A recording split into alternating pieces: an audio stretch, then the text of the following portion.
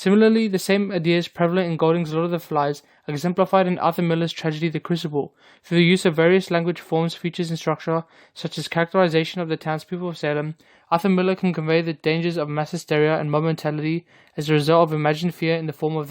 of a recurring motive of the devil, and a much more realistic fear of being hanged or having your reputation ruined,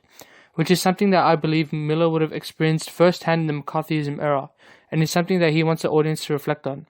Miller conveys this anomalous, paradoxical, and inconsistent behavior that arises in response to the fear through the characterization of the townspeople, such as Abigail and her friends. Miller portrays the paradoxical nature of humans by displaying both the power of mob mentality and the anomaly in human nature to sacrifice others to preserve yourself, when Abigail and her crew accuse others of being witches, shifting the burden of shame and fear of punishment from themselves and onto other women in the village. His use of characterization in the development of Reverend Paris showed the audience the inconsistent and selfish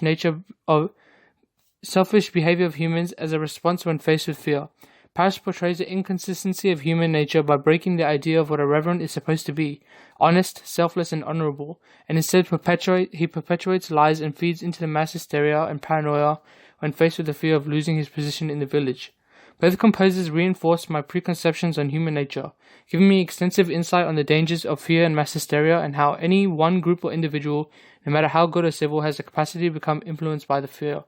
experiencing a battle with their inner beast or demon, which is symbolic in both novel and play as a dark, barbaric, savage force inside every human being, and the inconsistencies, paradoxes, and anomalies that become present in the like of those who submit to their inner beast/demon. An insight on the humanity's civilized societies, whether it be a small tribe of boys keeping order via a shell, or the fortress that is theology, and how when faced with overwhelming fear and desperation, real or imagined, that civilization has the capacity to collapse dependent on the individuals that make up the collective. Overall,